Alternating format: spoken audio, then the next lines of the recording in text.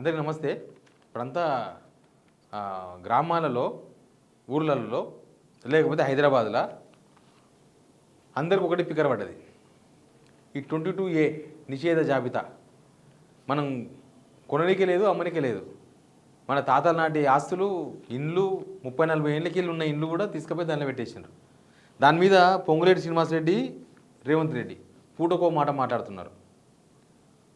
ఇప్పటికి 2-3 సార్లు మాట మార్చారు. ఓ టోల్ ఫ్రీ నెంబర్ పెట్టిండ్రు దానికోసం. ఒక్కొక్క ఏరియాలో ఎన్ని ఇండ్లు లేకపోతే ఎంత జాగాలు నిషేధ జాబితాలో చూస్తే అంత పరిశాన్ అవుతాం. మనం ఊకే పోయి చూసుకోం. రిజిస్టర్ ఆఫీస్కు లేకపోతే ఎంఆర్ఓ ఆఫీస్కు పోయి మనది ఉందా లేదు చూసుకోం కదా.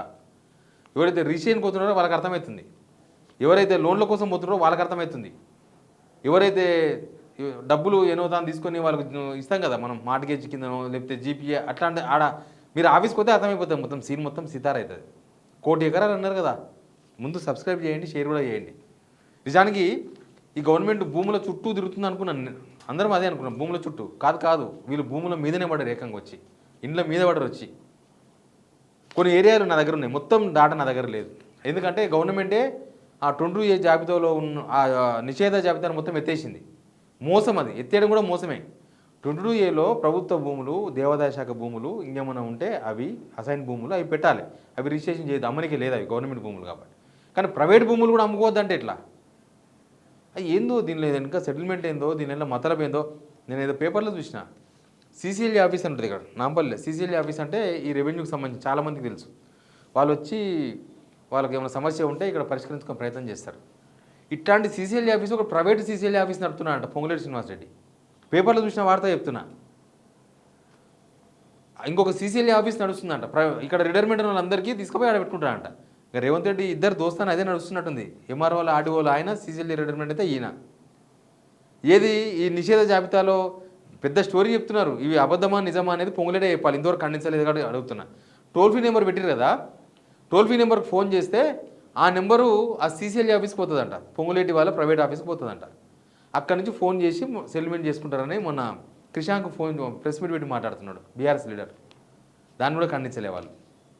ఖండించాలి. మరి లీడర్ ప్రెస్ మీట్ పెట్టినప్పుడు అబద్ధం అయితే మాట్లాడాలి కదా. మాట్లాడతలేదంటే దాన్ని ఏమనుకోవాలి?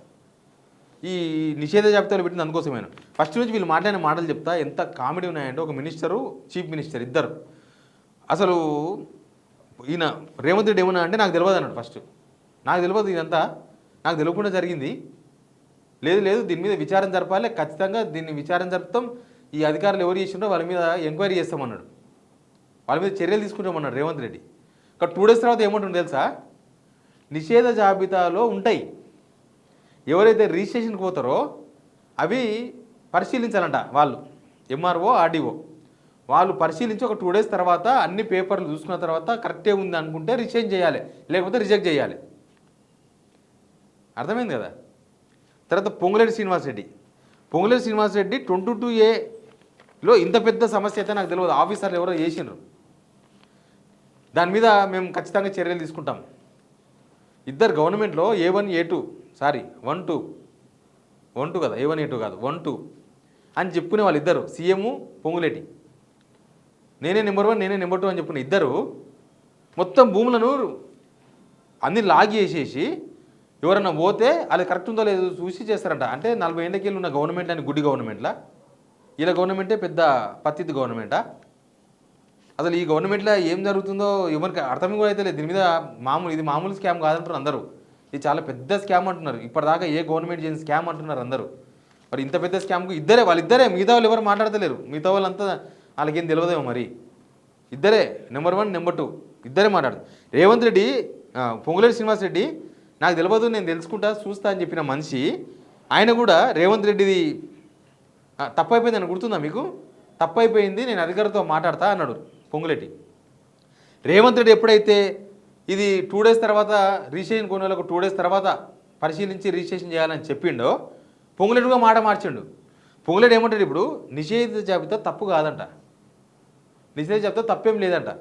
మరి 90 లక్షల ఎకరాలు, 1 కోటి ఎకరాలు ఎట్లా నిషేధ జాబితాలకు పోయినాయి? మొత్తం గవర్నమెంట్, తెలంగాణ మొత్తం గవర్నమెంట్ భూమేనా? ఇప్పుడు ఉన్న ఇల్లు మొత్తం గవర్నమెంట్వేనా? ఏం సెటిల్మెంట్ నడుస్తుందో దీని వెనుక ఏమవుతుందో అర్థమవుతుంది. అంటే 2 రోజుల్లో ఇద్దరు మాట మార్చేసిండ్రు. టోల్ ఫ్రీ నెంబర్ పెట్టినారు ఒకటి. ఆ టోల్ ఫ్రీ నెంబర్కు ఇందాక చెప్పిన కదా, ఫోన్ చేస్తే ఆ నెంబర్లు అడుగుతాయని.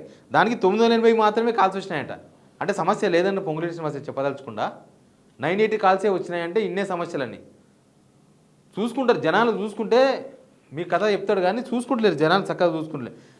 పంట లోన్ పోతే రైతులు బ్యాంకులకు నీకు నిషేధ జాబితాలు అని చెప్తున్నారు బ్యాంకులో వాళ్ళు రిపోర్ట్ తీసుకొని చెప్తున్నారు. అంటే పంట లోన్లు కూడా వస్తలేవు. ఒక జనగామ హన్మకొండ జిల్లాలో 76,000 ఎకరాలు ఉందంట. జనగామ హన్మకొండ. తర్వాత కరీంనగర్లో 62,000 ఎకరాలు కరీంనగర్ జిల్లాలో. కరీంనగర్ కార్పొరేషన్లో 2,000 ఇళ్ళు ఉన్నాయంట. 2,000 ఇండ్లు. మరి కరీంనగర్ ఎంపీ ఎడుగుపోయిండో రేవంత్ దోస్తాను కాబట్టి మాట్లాడతలేనంటున్నాడు దీని మీద. కరీంనగర్ కార్పొరేషన్ పరిధిలో 2,000 ఇండ్లు బ్లాక్ లిస్ట్లో ఉన్నాయంట. తర్వాత రూరల్ కరీంనగర్ రూరల్ కొత్తపల్లి మండలంలో 12,000 ఎకరాల వ్యవసాయ భూమి బ్లాక్ లిస్ట్లో ఉందంట. 22A జాబితాలు పెట్టినట్ట. సరూర్ నగర్లో 40,000 ఇండ్లు ఉన్నాయంట. సరూర్ నగర్ ఏరియాలో ఆ ఏరియాలో మొత్తం 40,000 ఇండ్లు. సరూర్ నగర్ అనేది కొత్తది కాదు, నిన్న డెవలప్ అయిన కాలనీ కాదు. అది ఎప్పుడో నాకు తెలిసి ఒక 25-30 ఏళ్ళకి ముందుకెళ్ళి ఉన్నాయి అక్కడ ఇండ్లు. ఇప్పుడు ఆ ఇండ్లన్నీ కూడా బ్లాక్ లిస్ట్ పెట్టారు. ఇక అందుకే అంటున్నా, ఈ ప్రభుత్వము భూముల చుట్టూ తిరుగుతలేదు, భూముల మీనే పడ్డది డైరెక్ట్. కానీ ఇప్పుడేమో ఇప్పుడు చాలా తగ్గిపోయినాయి రిజిస్ట్రేషన్లు. ఇక రిజిస్ట్రేషన్కి పోతే ఆడ ఇది బ్లాక్ లిస్ట్ ఉందని చెప్పి పంపిస్తున్నారు. నేను ఒక డాక్యుమెంటరీతో మాట్లాడిన ఏందన్న సిచ్యువేషన్ అని. ఏమన్నా అసలు ఎందుకు ఇప్పటికే 6-7 సార్లు, ఎప్పటి నుంచో ఒక 40 ఏళ్ళకి 6-7 సార్లు చేతులు మారి రిజిస్ట్రేషన్ అయినవి కూడా ఇప్పుడు బ్లాక్ లిస్ట్లో ఉంది, 22A జాబితాలో పెట్టినామని చెప్తున్నారు. పోనీ ఇప్పుడు ఒక కాలనీ ఉంటుంది, ఒక కాలనీలో అన్ని 150 గజాల ఇంట్లో 100 గజాల ఇంట్లో ఎన్నో ఉంటాయి, ఒక 100-200 ఉంటాయి. దానిలోనంట ఈడొక్క ఇల్లు, ఆడొక్క ఇల్లు, ఆడొక్క ఇల్లు, ఆడొక్క ఇల్లు బ్లాక్ లిస్టే పెట్టినంట. అంటే గవర్నమెంట్ భూమి ఈడ 100 గజాలు, ఆడ 20 గజాలు, ఆడ 50 గజాలు ఉందా? గవర్నమెంట్ భూమి ఉంటే ఎకరాలు ఉంటుంది. అది కూడా ఎప్పుడో అసలు గవర్నమెంట్ ఇనాములు ఇచ్చిందో, గవర్నమెంట్ దగ్గర వేలమిస్తే కొన్నారో అవి కూడా ఉన్నాయంట. ఎన్టీఆర్ కాలంలో ఆడ ఈడ 60 గజాలు 70 గజాలు ఇస్తే రెగ్యులరైజేషన్ ఇచ్చారు కదా, అవి కూడా నిషేధ జాబితాలు పెట్టేసిండ్రు. దీని వెనుక ఒకటే ఉంది, హైడ్రా పెట్టి ఒక రౌండ్ మొత్తం వేసేసిండ్రు. హైడ్రాతో సెటిల్మెంట్ మొత్తం జరిగిపోయినాయి, జరిగినాయి. లేకపోతే ఆ పెద్ద వాళ్ళు చెరువుల గట్టని ఎందుకు వదిలేసిండ్రు? వాళ్ళు ఏమైనా చుట్టాలా? లేకపోతే వాళ్ళు ఏమన్నా గవర్నమెంట్కి ఏమన్నా ట్యాక్స్ కట్టిర్రా, ఫైన్ కట్టినరా? ఇప్పుడు కూకట్పల్లి ఏరియాకి పోతే చాలా చెరువుల్లో పెద్దవి ఉన్నాయి, కన్స్ట్రక్షన్ కంపెనీలు పెద్దవి. వాళ్ళకు నోటీసులు ఇచ్చి వదిలేసిండ్రు 2 years బ్యాక్, 1.5 year బ్యాక్. ఎందుకు వదిలేసిండ్రు? ఏమన్నా ఫైన్ కట్టినరా వాళ్ళు? మరి వాళ్ళు ఫైన్ కట్టి వదిలించుకుంటే జనాలకు మాత్రం ఎందుకు కూలగొట్టిండ్రు? ఇప్పుడు అవన్నీ పోయినాయి. ఇలా కాదు, హైడ్రా మీద బ్యాన్ నేమ్ వచ్చింది. హైడ్రాని పెట్టుకుంటే పని అయితే లేదు, హైడ్రా అనగానే ఇంకా ఇది కూలగొడతారా అనే కాడికి వచ్చింది. కాబట్టి హైడ్రాని సైలెంట్ చేసి ఇప్పుడు ఇవి తీసుకొచ్చారు. దీనికి ఇవ్వలేరు. హైడ్రా అంటే రంగనాథ్ గుర్తుకొస్తారు, అదో పెద్ద పంచాయతీ. ఇప్పుడు ఆ పంచాయతీ లేకుండా ఇక రెవెన్యూ అంటే చెప్పులు అరిగేటట్లు తిరుగుతూ ఉండాలి. బుల్లోజర్ వేసుకొని పోయి ఇల్లు మీద గొలగొడితే అందరికి తెలిసిపోతుంది. కాబట్టి తెలియకుండా నొప్పి లేకుండా సూది కూర్చోడం అనమాట.